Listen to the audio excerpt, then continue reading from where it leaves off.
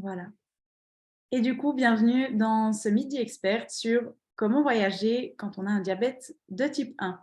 Donc, ce que je propose, c'est que nos invités se présentent en quelques mots. Est-ce que, Louise, tu es d'accord de commencer? Oui, bien sûr. Alors, bonjour à toutes et tous. Donc, je m'appelle Louise, j'ai 28 ans et je suis psychologue. Ça fait combien d'années maintenant? Ça fait 18 ans que j'ai le diabète.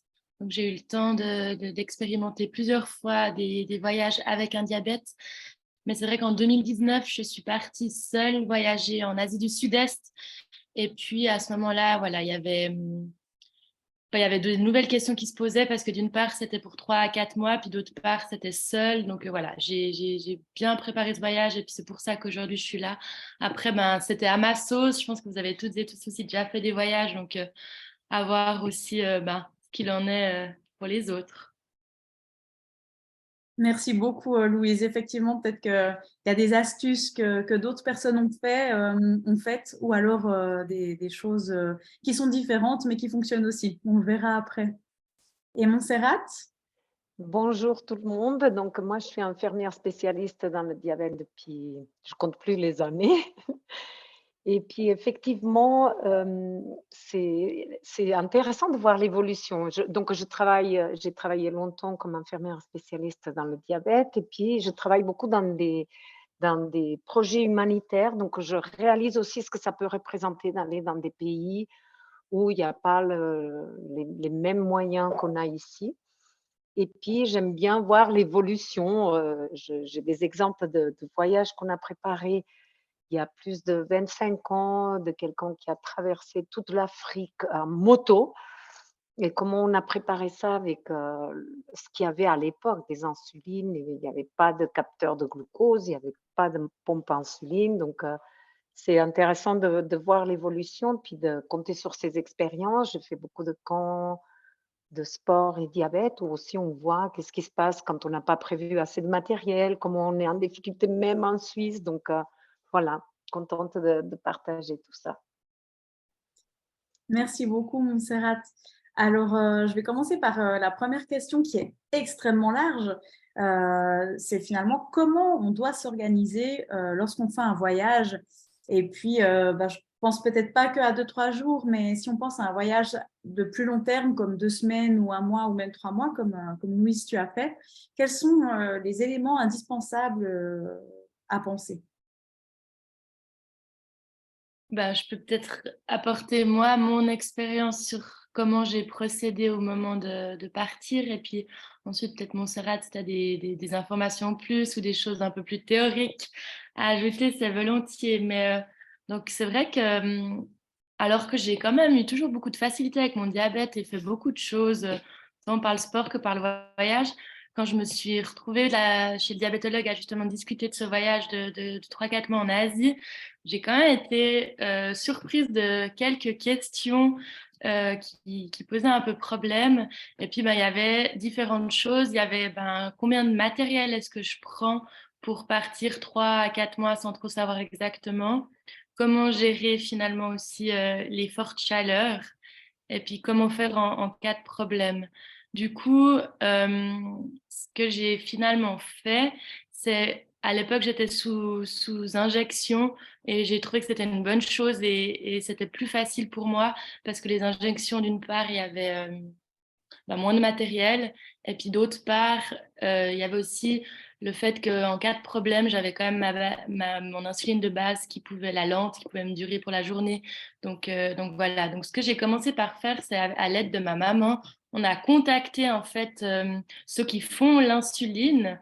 On leur a écrit un mail pour savoir finalement où est-ce que cette insuline était livrée en Asie, où est-ce qu'elle ne l'était pas. Et puis c'est vrai que moi je commençais par la Birmanie, après j'allais au Laos, puis après j'allais au Cambodge, Vietnam, Thaïlande, je savais pas trop. Et puis c'est vrai que j'ai appris que tant en Birmanie qu'au Laos, il n'y avait pas cette insuline-là. Par contre, dans les autres pays, il y avait. Donc ça m'a juste, c'était pas dans l'idée d'acheter de l'insuline à ce moment-là, mais c'était juste si j'ai un problème, je sais quoi faire. Et puis ensuite, il y avait la question de la quantité. Donc j'ai plus ou moins doublé l'insuline, j'avais pris les pens réutilisables, comme ça j'avais juste les cartouches. Par contre, au niveau des capteurs, j'ai vraiment, tu disais avant Montserrat que ça va évoluer, mais moi j'ai vraiment pris le chiffre exact de ce que j'avais besoin pour que ça prenne pas trop de place, avec en plus un lecteur de glycémie que je pouvais utiliser si tout à coup il m'arrivait un problème avec mon capteur. Et j'avais la pochette Frio. Après, j'ai une petite photo, je vous montrerai, mais qui permettait de toujours garder l'insuline que j'utilisais au frais. Et puis après, j'ai acheté un petit thermos de la taille d'un thermos de soupe. J'ai aussi une petite photo. Et puis en fait, à la base, j'avais prévu mettre de l'eau dedans, puis laisser tout le temps mon insuline là-dedans pour qu'elle reste à la même température. Après, j'ai réalisé qu'un thermos, l'objectif, c'était justement que la température ne change jamais. Et du coup, j'ai juste toujours gardé mon insuline dedans. Et puis, j'avais un sac à dos duquel je ne me suis pas séparée. Donc, ça veut dire que tous les trajets en bus, en avion, en train, le gros sac, il pouvait partir n'importe où, je m'en fichais. Par contre, j'avais toujours mon sac proche de moi avec tout le matériel. Comme j'avais seulement les injections, ça prenait pas trop de place. Puis je vous partage juste l'écran. Euh, Comment je fais ça? Comme ça, je pense. Et puis ça, vous me dites si vous voyez mode plein écran. Là, vous êtes, attendez, est-ce que là, vous êtes sur ce que je vous ai mis? Voilà.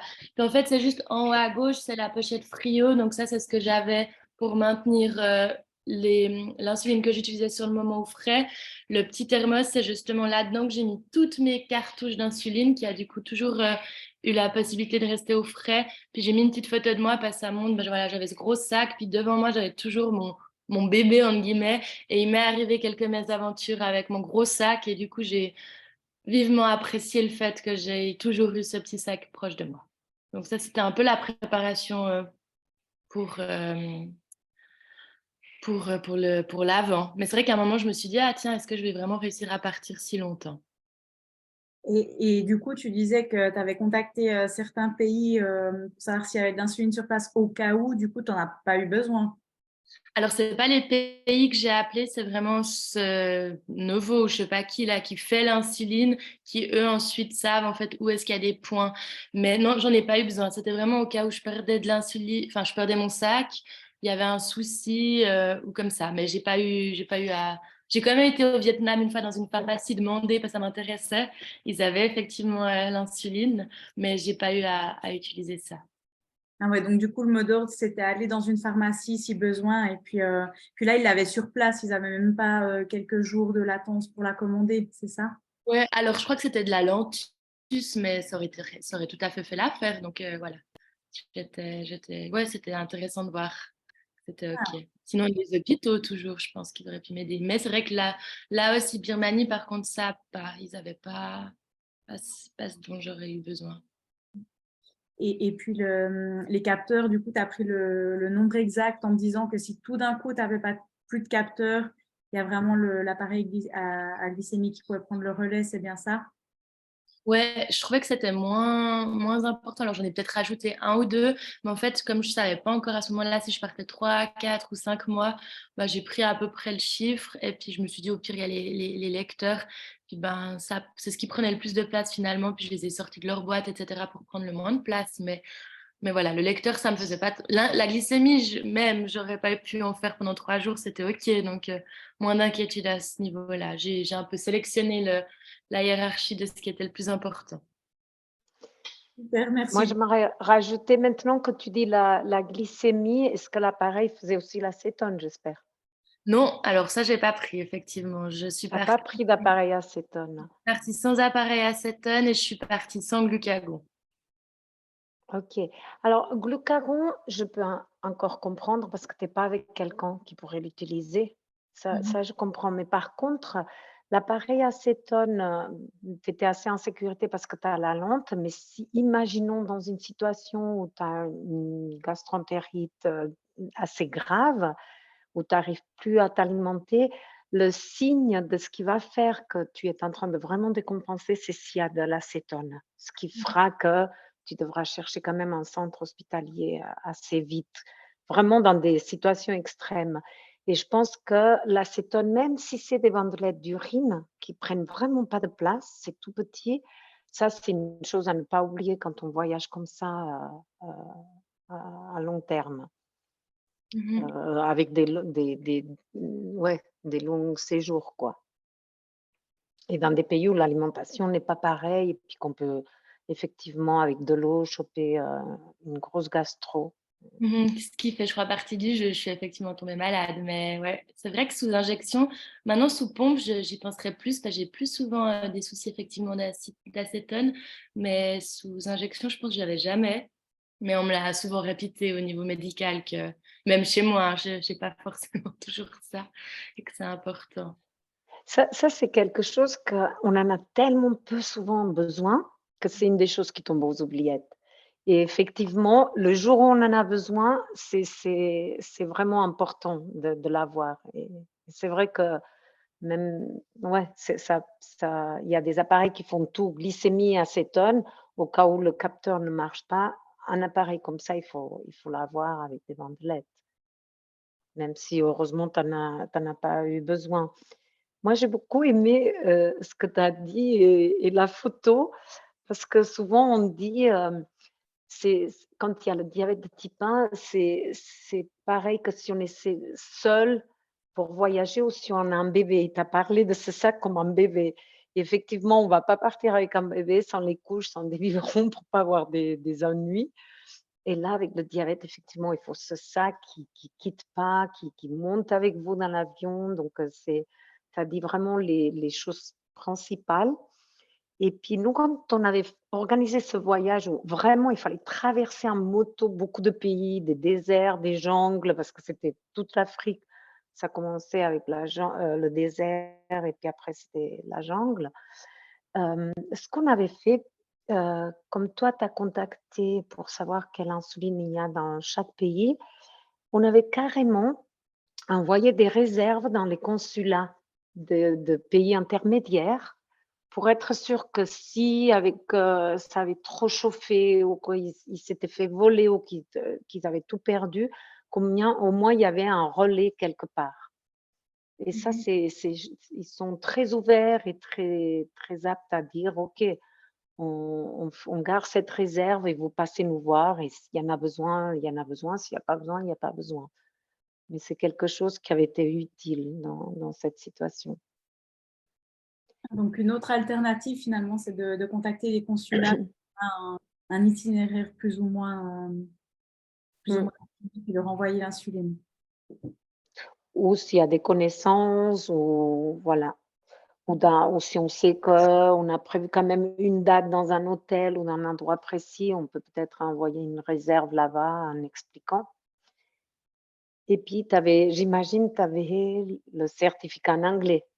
J'avais fait un certificat, ouais. Par contre, effectivement, pour le fait d'envoyer des choses, moi, j'avais ma première nuit qui était organisée, puis après, j'avais vraiment aucune idée de alors j'avais justement ces idées un peu de la du sud-est, mais je savais vraiment pas du tout où j'allais être, donc voilà. Après, j'avais des parents très, très disponibles et ils auraient envoyé le nécessaire, si besoin, mais voilà.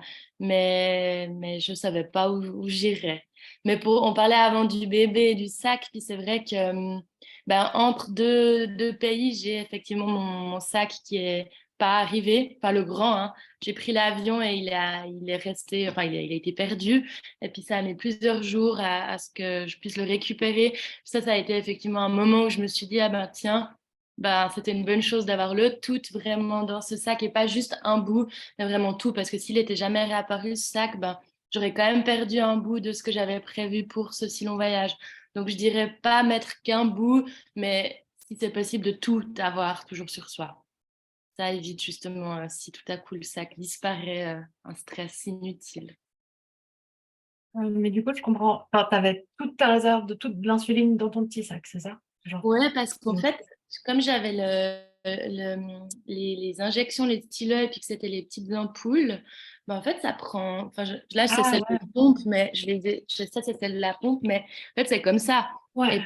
puis, liées comme ça ensemble, je pouvais en mettre une sacrée dose dans mon petit thermos. Donc, ouais, j'avais tout avec moi. Et ça, c'est vrai que j'ai un peu réfléchi en préparant aujourd'hui à me dire est-ce que je le ferais avec ma pompe insuline aujourd'hui, avec mon débelgien, tout ça. Et puis, je pense que si je prévois repartir en voyage, je vais le refaire sous injection parce que pour moi, c'est plus agréable. Et puis, j'ai aussi fait pas mal d'activités dans l'eau. Donc, au moins, c'est réglé. On ne se questionne pas avec l'étanchéité, tout ça. Donc, ouais. Et puis, ça prend peu de place. J'étais vraiment surprise quand j'ai réalisé tout ce que je pouvais porter dans un si petit sac. Mhm. Ça marche bien avec le thermos au niveau de la température de l'eau? Tu as vérifié de temps en temps? Alors finalement, j'ai plus mis d'eau dans le thermos parce que à un moment, j'ai réalisé que c'était suffisamment hermétique. Mais ouais, et puis si j'ai fait ça, en fait, c'est parce que c'était vraiment, d'une part, je voulais éviter les changements de température. Puis j'avais rencontré une autre personne quand j'avais voyagé une fois en Amérique centrale qui avait justement mis son insuline au frigo dans l'auberge de jeunesse. Et puis le problème, c'est que dans ces auberges de jeunesse, dans ces frigos, on ne sait jamais tellement à quelle température le tout va être fait.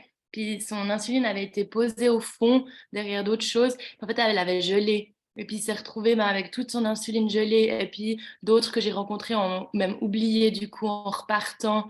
Puis moi, ça m'a permis de justement pas avoir besoin de déposer mon insuline dans un lieu commun. Mais j'ai pu toujours garder ça dans mon casier avec ma clé.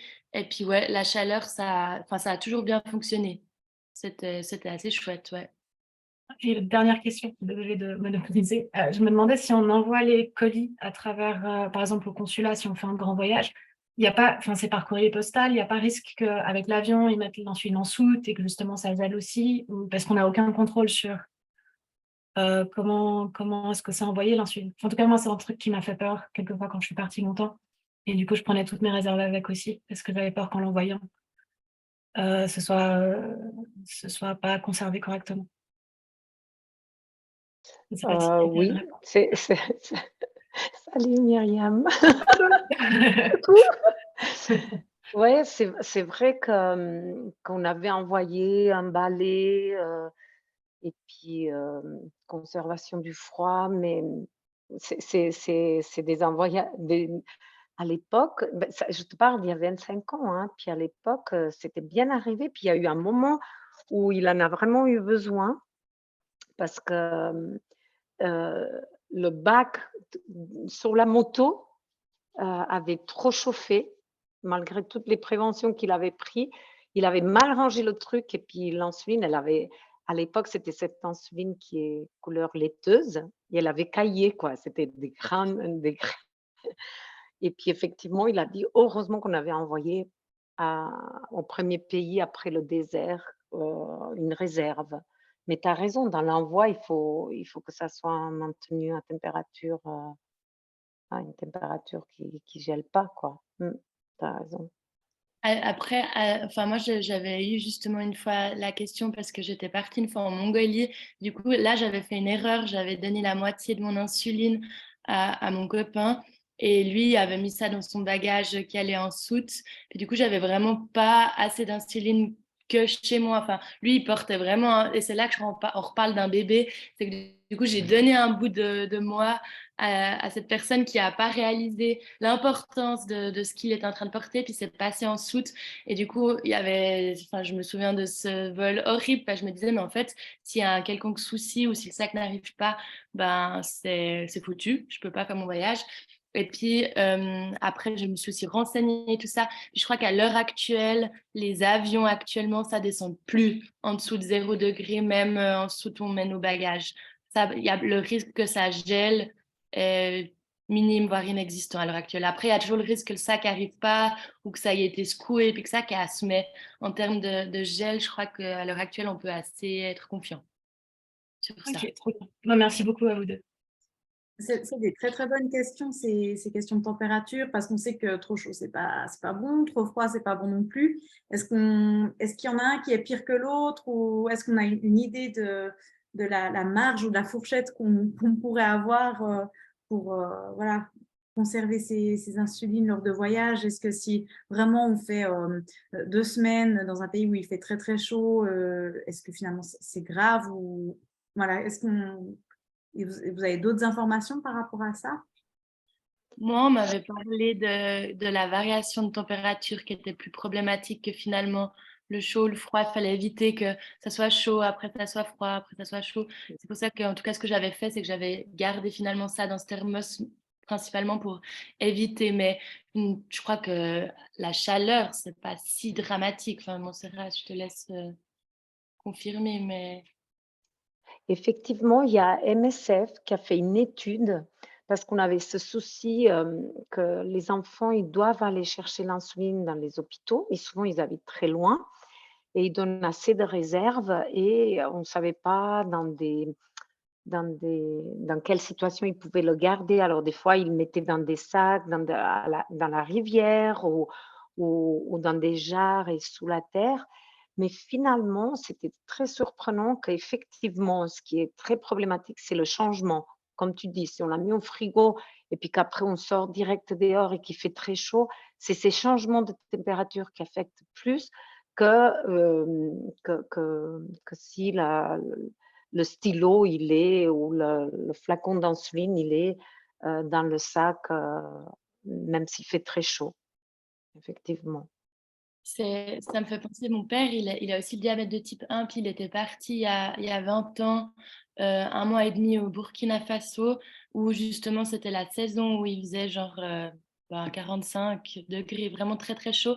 Et puis justement, il avait déjà cette notion de ces variations de température. Puis lui, en fait, il n'y a pas de frigo en Afrique, enfin, il n'y a pas la même possibilité. Puis je crois que tu le disais avant, mais ce qu'il a fait, c'est de creuser un trou, effectivement, dans la terre et puis de mettre son insuline dans la terre, ce qui a permis de garder en fait jour, nuit, un peu tout le temps la même température. Puis je trouvais intéressant parce que je crois que ça nécessite un peu de créativité quand on part voyager. Moi, mon petit thermos, c'est à force de réfléchir, de se questionner, puis il faut trouver des façons de faire qui permettent que ça fonctionne.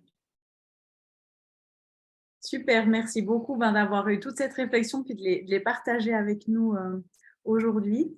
On a parlé pas mal du voyage des températures, mais on n'a pas parlé du décalage horaire. Alors, voilà, je vous entends volontiers par rapport à ça, comment on peut gérer, comment faire avec injection ou avec pompe. Louise, je ne sais pas ce que tu as mis en place, toi, par rapport à ça. Alors, pour ce qui est de mon voyage en Asie sous injection, personnellement, j'ai rien changé. On m'a dit que le corps s'adaptait assez bien. Et puis moi, ayant pas les mêmes besoins la nuit et la journée, j'avais de toute façon ma basale qui se faisait sous deux fois, le matin, le soir. Puis dans mes souvenirs, j'ai juste pris le nouvel horaire que j'avais et puis j'ai piqué en fonction. Et puis ça a fonctionné. Et quand j'ai été sous pompe et j'ai fait des voyages en décalage horaire, pareil, enfin, j'ai switché, enfin, j'ai jamais rien mis en pratique en me disant au pire, j'adapterai un peu. Après, je sais pas, justement, j'ai quand même fait en sorte qu'il y ait 12 heures et puis que je me retrouve pas à faire 2 fois ma lente à la suite. Ou alors est-ce que j'ai pas adapté petit à petit, peut-être, s'il y avait un trop gros décalage. Enfin, voilà. Mais j'ai un peu fait à la bonne franquette, puis ça m'a jamais posé problème. D'ailleurs, tu parlais de ça avant, puis ouais, je me questionnais, mais j'ai jamais mis quelque chose en place de très protocolier. C'était assez Et intuitif. effectivement, pardon France, tu voulais Non, dire? mais j'allais te passer la parole, Montserrat. Je la prends moi. Non, effectivement, c'est beaucoup plus simple depuis qu'on n'a pas les insulines intermédiaires, celles que je vous disais qui ont des pics d'action. Et avec tous ces lentes et les pompes où il y a une basale, vraiment le décalage, c'est juste que des fois, entre les 2 lentes, peut-être il faut combler un peu avec quelques doses de rapide. Mais l'idéal, c'est de direct prendre l'horaire du pays et puis si comme tu dis, faire par palier, mais c'est vraiment, vraiment beaucoup plus simple. Et le souvenir que j'ai d'avant, parce que, il y avait ce pic d'action, puis après il y avait un moment où il y avait plus rien, puis c'est dans ce pic d'action tombé que tout d'un coup, dans l'autre pays, c'était la nuit, puis les gens dormaient, et puis ils faisaient des hippos, c'était vraiment compliqué et ça nous a fait beaucoup rire avec ma collègue Luz parce que j'ai encore trouvé des dépliants de planning avec l'horaire, je pique là, ici il y aura plus d'insuline, je pique là et tout. Et puis une des fois, ça avait été très drôle parce qu'on avait tout planifié, il y avait vraiment des changements, c'était presque un tour du monde. Et puis Et puis tout notre planning avait foiré parce que tout simplement l'avion, le premier avion, il est parti 6 heures plus tard. Donc on avait fait un truc extraordinaire et puis il a fallu tout décaler de 6 heures. Donc et effectivement, avec les lentes et les pompes, c'est beaucoup plus facile maintenant. Il y a vraiment pas ce souci Donc, si je de résume, on arrive dans un nouveau pays, on a l'habitude de s'injecter à 21h, et bien dans le nouveau pays, on recommence à 21h, on s'injecte et voilà, on change. voilà, après si on compte, comme elle a dit Louise, que ça fait trop d'heures qu'on a fait l'autre injection, ça dépend si c'est comme elle qu'elle en avait 2 ou qu'on en a qu'une. Et puis encore, si c'est la tout géo, on est tranquille parce qu'elle fait même jusqu'à 48 heures. Avec celle-ci, on arrive au pays, puis on fait directement l'horaire et puis c'est bon, on est couvert. Par contre, avec les autres, s'il y a trop de décalage, on peut combler avec un peu des microdoses de rapide ou commencer un peu plus tôt et jusqu'à ce qu'on arrive à l'heure habituelle. C'est ça, c'est là que je disais un peu par Ouais, palier, décalé, c'est-à-dire que par palier. le changement d'horaire, ben, on se retrouve ou alors au contraire, c'est trop rapproche, enfin, ouais, de s'organiser et puis de calculer un peu, mais je crois que le corps, il s'adapte assez incroyablement bien. Et puis si on se met tout de suite dans le mode, maintenant c'est l'horaire de là où je suis, Mmh. ça va. Puis de toute façon, les Ouais. premiers jours sont toujours un peu compliqués au niveau aussi de l'alimentation, du changement, de tellement de choses, du stress. Enfin, de toute façon, c'est pas évident les premiers jours, donc ils sont un peu moins. C'est je voulais dire aussi pour les pompes, puisque tu en as parlé, moi je trouve que, c'est super de pouvoir switcher comme ça. C'est un luxe qu'on a et je pense que tu as fait un super choix pour te simplifier la vie, hein, au niveau matériel, au niveau soucis. Maintenant, par rapport aux pompes, il y a 2 choses à se rappeler. Une, c'est que bien à l'avance, chaque fois que vous partez en vacances, vous pouvez en commander une deuxième qui reste, enfermée dans la boîte et que vous l'ouvrez qu'en cas de pépin. Mais de nouveau, vous pouvez toujours switcher en additionnant le la basale que vous avez en la switchant avec un petit peu, la même dose pour la lente et avoir de la rapide, que de toute façon, il faut avoir les stylos de rapide. Et puis l'autre chose, c'est que si vous passez parce que dans mes expériences de voyage, j'ai quand même voyagé avec, 22 adolescents diabétiques pour aller au Québec. Donc, là, c'était à la douane, j'étais très fâchée parce que j'étais avec tous les certificats, vers le douanier, puis il a gueulé. J'ai trouvé ça très, très, très impoli et très, très pas respectueux. Il a gueulé: «Encore des diabétiques, laissez-les passer». Bon, il nous a laissé passer au moins, mais ça regarde des personnes si on est diabétique ou pas. J'ai été le voir, j'ai dit: «Écoutez, vous n'avez pas à dire ça à haute voix. Heu, franchement, je suis venue vers vous, je trouve pas ça très, très très, très poli». Mais, ce qui est important, c'est de pas enlever la pompe et la passer au rayon avec le reste de matériel, mais de la garder sur soi. Mais alors, moi, ça m'est arrivé, c'est intéressant. Du coup, j'ai gardé la pompe sur moi, puis elle était dans mon soutien-gorge. Puis c'est vrai que j'ai sonné, mais pas du tout par rapport à ça. Et puis on m'a fouillé, du coup, on a senti que j'avais un truc ici. Et puis c'était dans mon soutien-gorge, donc j'avais un peu de peine à l'enlever. Du coup, c'est vrai qu'on m'a emmenée dans une salle de côté avec 3 agents pour montrer ce que c'était. Puis j'ai trouvé que c'était assez brutal. J'ai jamais de soucis autres que ça, mais c'est vrai que cette pompe ici, ils n'ont pas apprécié qu'elle soit comme cachée. Et puis j'ai trouvé, ouais. Mais en tout cas, moi, je trouvais surprenant parce qu'en Asie, j'ai pris quelques fois l'avion et personne m'a jamais demandé le certificat que tu demandais. Alors je l'ai fait, on m'a rappelé ça au dernier moment, mais j'ai jamais eu besoin de le montrer. Ils ont l'air de quand même bien connaître. Au vu de ce que tu dis encore des diabétiques, je pense que ça te semble être. À l'époque, il y avait un diabétique qui avait cru que c'était une bombe, sa pompe. Donc, je pense que ça en est quand même loin de ça à l'heure actuelle, heureusement. Ça a été- Le pire, c'est qu'en espagnol, une pompe à insuline s'appelle bomba, la bomba Oui. d'insulina, je te jure. Alors, il y a une petite qui nous a raconté que qu'ils ne voulaient pas le certificat en anglais, ils le voulaient en espagnol.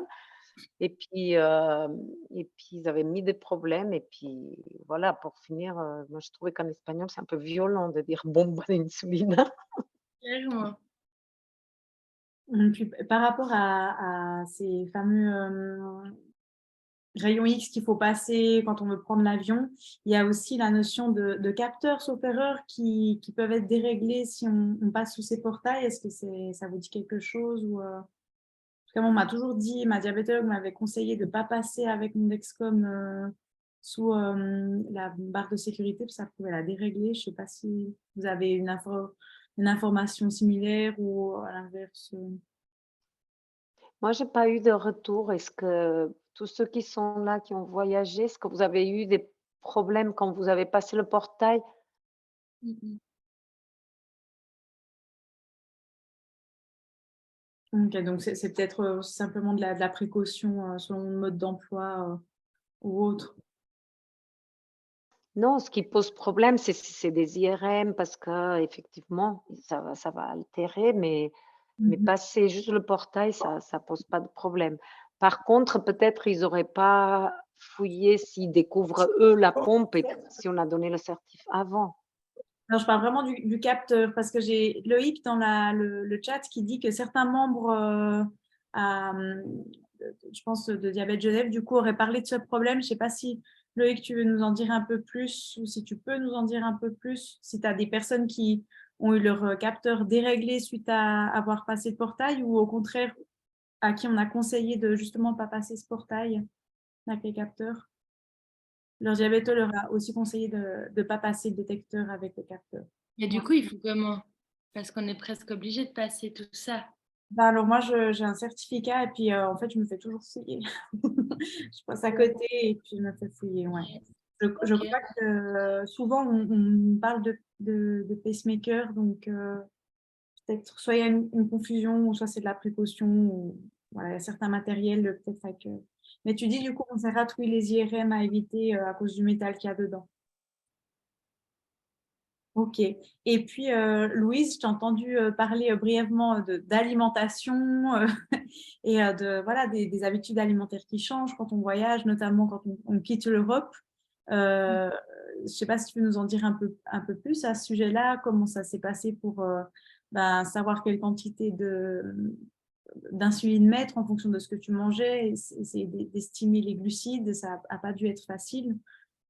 Ouais, alors moi, c'est vrai que quand je suis arrivée en Asie, je pense qu'il y a eu beaucoup de choses. Il y a eu le dépaysement, il y a le fait de voyager seule, il y a eu la chaleur et tout ça. C'est vrai qu'alors j'ai vraiment complètement perdu l'appétit. Donc ça, c'était aussi, bah alors j'étais en forme, donc ça n'a pas changé grand-chose que j'ai pas beaucoup mangé. Mais c'est vrai que ça m'inquiétait quand même un peu au début parce qu'on perd du poids à vue d'œil et puis nos besoins aussi sont différents. Et puis, par contre, effectivement, la nourriture asiatique, je ne sais pas si c'est dans la cuisson, si c'est dans leur façon de faire, mais bon, déjà, il y a beaucoup, beaucoup, beaucoup de glucides. Et puis, on ne réagit pas du tout de la même façon. Moi, j'ai eu de la peine à gérer au début les repas. Je n'ai pas mis trop de choses en pratique. J'ai un peu fait... Honnêtement, j'ai aucun souvenir de ce que ma glycémie a donné pendant ce voyage. Mais je me faisais la réflexion en préparant aujourd'hui que j'avais pas beaucoup de souvenirs. J'ai été terrorisée avant de partir voyager en me disant mais comment je vais faire? Mais j'ai aucun souvenir de problème pendant mon voyage lié au diabète. Donc je pense que je me suis adaptée. Il me semble que je digérais mieux, que je crois que c'était une nourriture hyper saine et digeste. Donc c'est de ça dont je me souviens le plus. Mais j'ai quand même entendu dire que certaines nourritures asiatiques, elles étaient différemment digérées. Peut-être toi, tu sauras plus, France, mais voilà, que les glycémies varient un peu plus que, que, que par d'autres sortes d'alimentation. Oui, alors c'est vrai que effectivement les méthodes de cuisson, plus les sauces aigres douces hein, avec pas mal de glucides quand même ajoutés aux préparations peuvent faire des gros pics de glycémie. Enfin, c'est quelque chose peut-être qui s'observe plus quand on mange asiatique, mais ici et qu'il y a moins tous ces facteurs de confusion comme tu parlais avant, le stress, etc. Et puis, à ce sujet, il y a Loïc qui fait une remarque très pertinente qui J'ai dit apprécié. beaucoup de personnes ont des glycémies plus stables en voyage parce qu'il y a plus de temps à dédier à ça et moins de stress. Et des remerciements de Victoria qui nous Moi, je vous mets un lien. Attends, comment on publie là? Non, non, si, c'est bon, je crois. Ouais, Vous Montserrat. l'avez déjà eu? À Ouais. tout le monde, Webdiamundi, exact. Tu veux Voilà. Il y a un papa d'un enfant diabétique qui a créé une application que beaucoup parmi vous connaissent, qui est WebDia.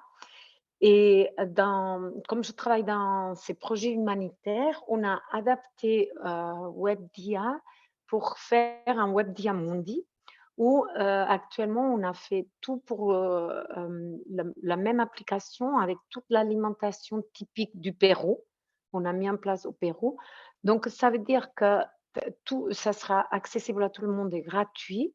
Et ça veut dire que après, on veut compléter avec d'autres pays. Le premier qu'on va commencer, ça va être Mali et toute l'Afrique. Ça veut dire que quand vous voyagez, vous pouvez très bien dire, OK, las patatas con pollo ou le repas le plus typique qu'on trouve là-bas. Vous pouvez avoir une idée avec des photos, des plats, de la quantité de glucides pour essayer d'aider. Donc là, c'est pour aider les personnes là-bas vivant avec le diabète. Mais ce qui est très intéressant, c'est qu'on a cette envie qui vient du papa de Kim, le créateur de ce programme au début, de partager pour que ça soit accessible à tout le monde. Et puis, ça veut dire que s'il y a des Péruviens qui viennent en Suisse, ils vont trouver le WebDia.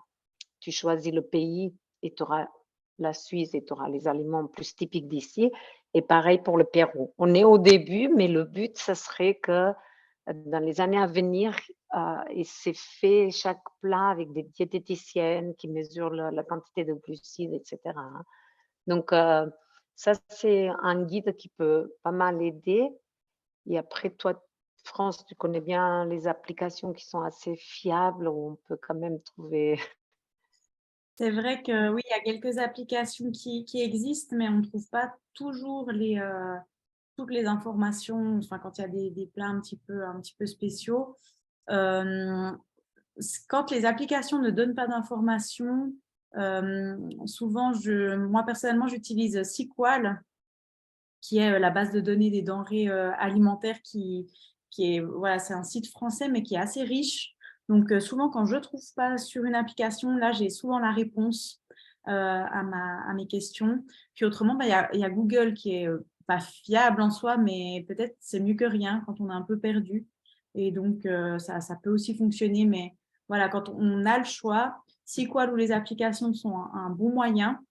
Puisque je pourrais ajouter, c'est que idéalement, il faut un peu utiliser toujours la même chose. Pourquoi? Parce que des fois, vous avez des mini-variations. Les personnes n'utilisent pas tout à fait les mêmes données ou voilà, les mêmes sources. Et du coup, les pâtes, typiquement sur GlukiCheck, elles sont à 32%. Et puis sur WebDia, elles sont à 25%. Et sur la table d'équivalence diabète, elles sont à 25%. Donc, des fois, il y a voilà, des petites marge d'erreur, mais comme pour tout, ça ne concerne pas que l'alimentation. Hein, c'est selon l'outil qu'on utilise, on n'a pas toujours tout à fait les mêmes normes. Mais c'est jamais des énormes variations. Mais d'où le fait de peut-être utiliser toujours le même outil quand on a l'habitude. Du coup, par rapport Tu peux écrire comment on écrit déjà, c'est quoi? je vais vous mettre SQL dans la. Merci. Si certains ont des questions, n'hésitez pas à les poser, puisqu'on a Louise et Montserrat qui sont avec nous, ou si vous avez des anecdotes à partager aussi, hein, c'est toujours enrichissant de savoir quelle solution on a trouvé pour quel problème.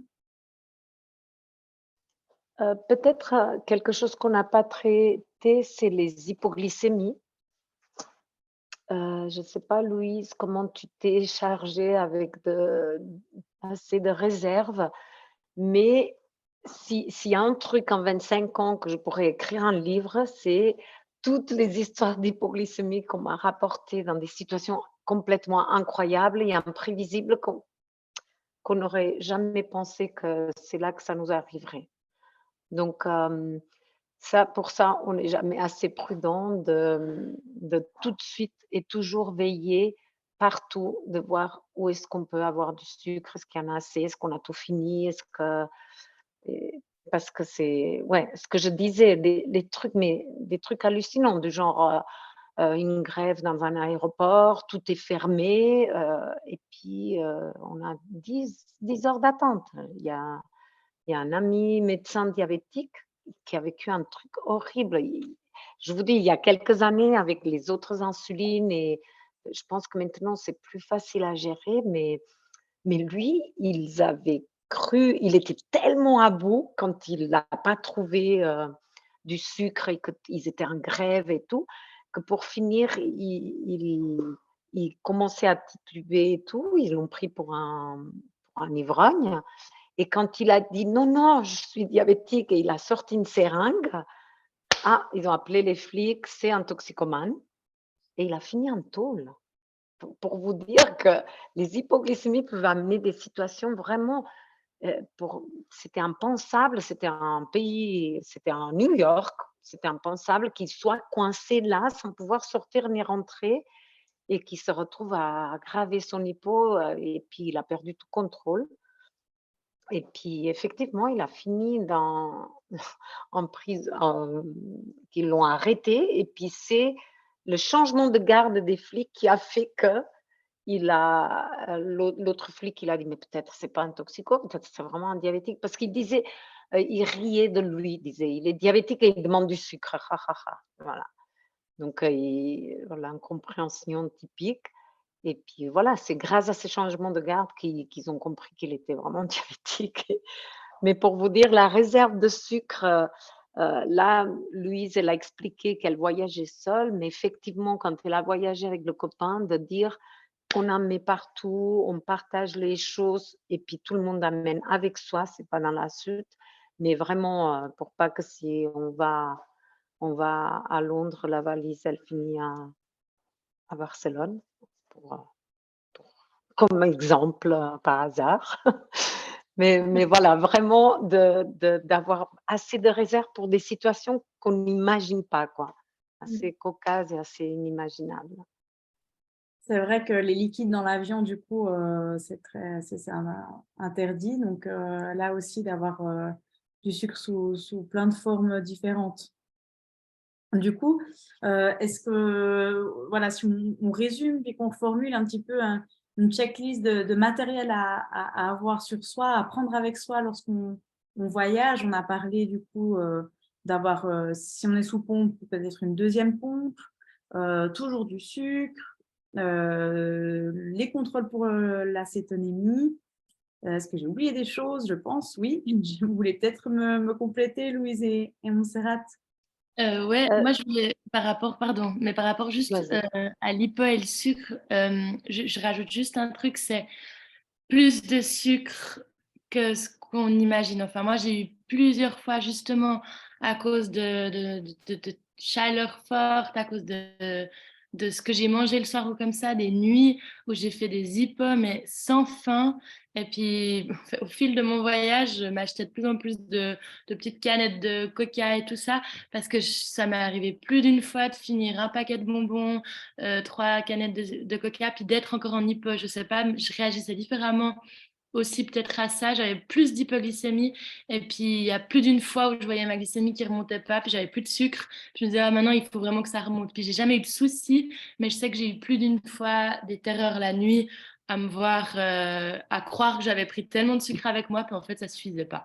Donc juste en termes de sucre, en avoir plus que ce que vous croyez qu'il faut avoir.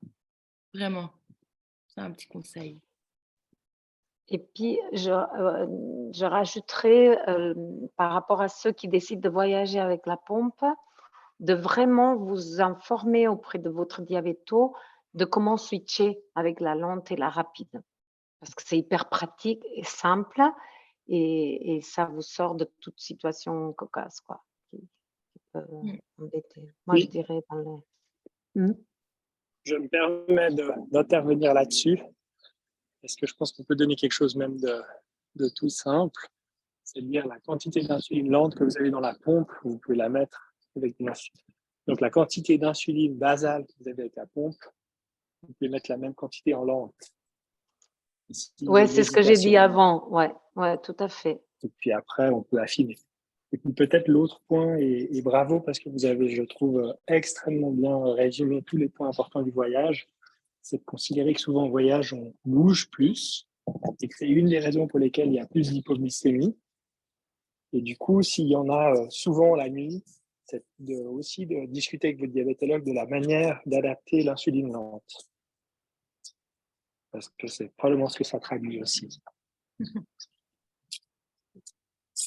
Et je m'arrête là. C'est vrai qu'on va on va sous-estimer les dépenses autant par la chaleur ou le froid et qu'on bouge plus de ce qu'on croit, effectivement.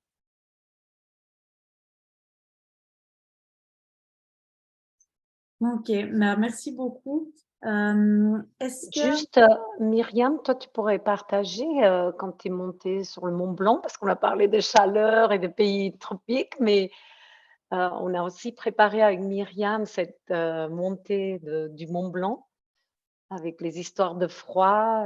Peut-être tu peux nous dire un mot aussi.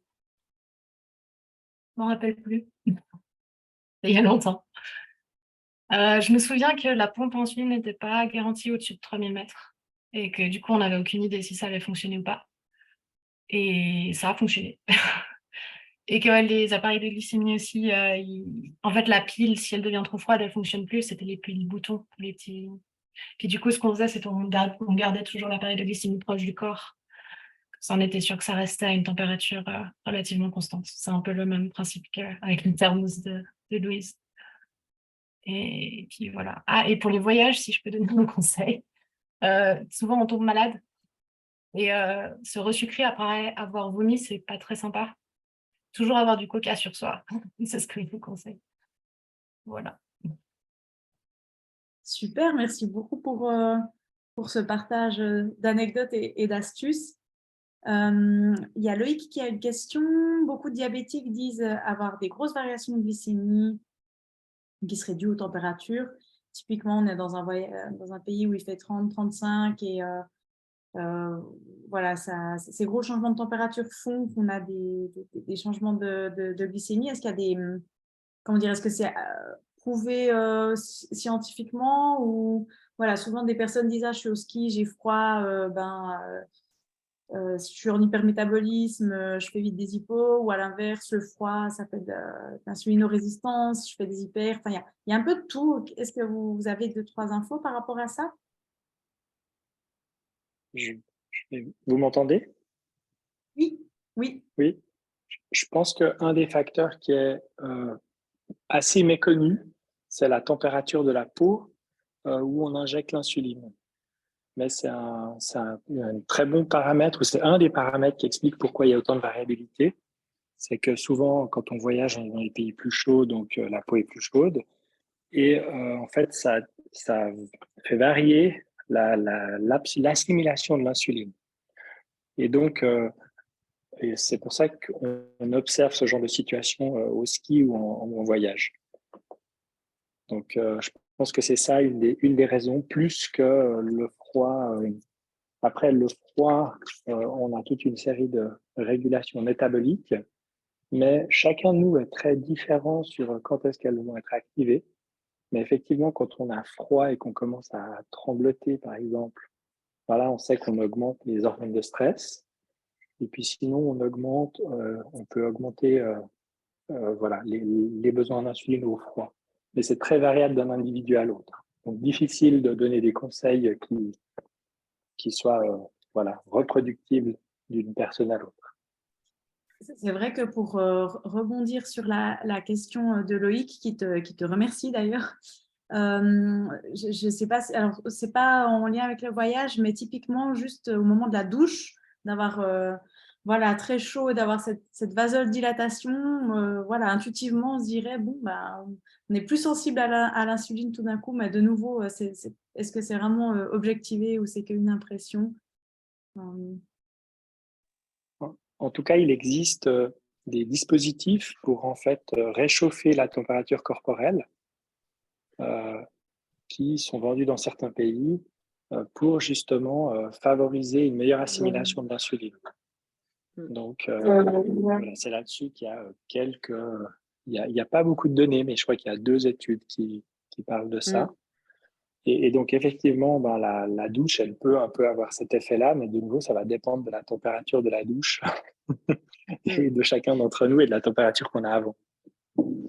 C'est Mais- exact. Et les études, il y a des études qui ont montré que si le lieu d'injection, on le frotte ou on l'utilise, que l'absorption va être plus rapide. Donc, effectivement, c'est vraiment à expérimenter, puis à se méfier, comme tu as dit, Louise, parce que tu étais étonnée d'être autant en hypo et de façon de si longtemps, quoi. Ouais, puis c'est chouette d'avoir eu ces explications parce que c'est vrai que ben, même en Suisse, hein, à chaque fois qu'il y a des périodes de forte chaleur, moi personnellement, je suis tout le temps en hypoglycémie. Je l'observe, donc c'est chouette d'avoir peut-être une explication un peu plus scientifique à voir, mais ouais, c'est intéressant. Je me suis souvent posé la question, quel lien à ces fortes chaleurs et mes hypos, mais ouais. Merci. Super. Est-ce qu'il y a peut-être d'autres questions des participants? Parce que voilà, on arrive bientôt vers 19h. N'hésitez pas, profitez.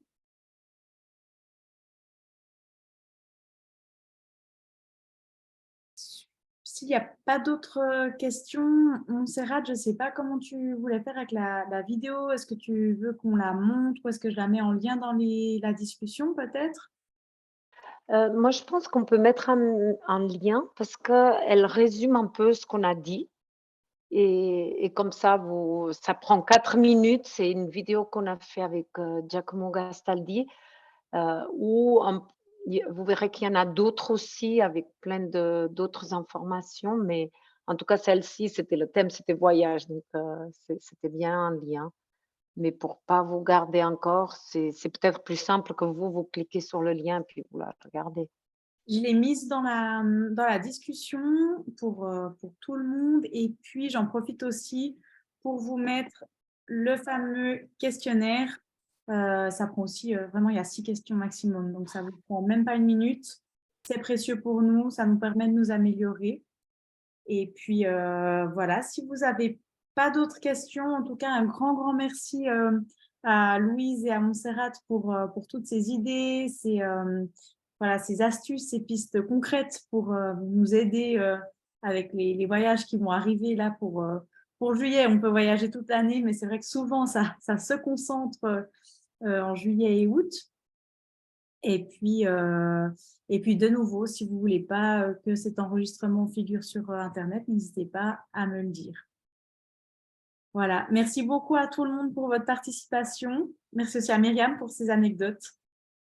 Merci à vous, c'est un plaisir. Merci, bonne soirée à tout le monde et à tout bientôt. Ciao.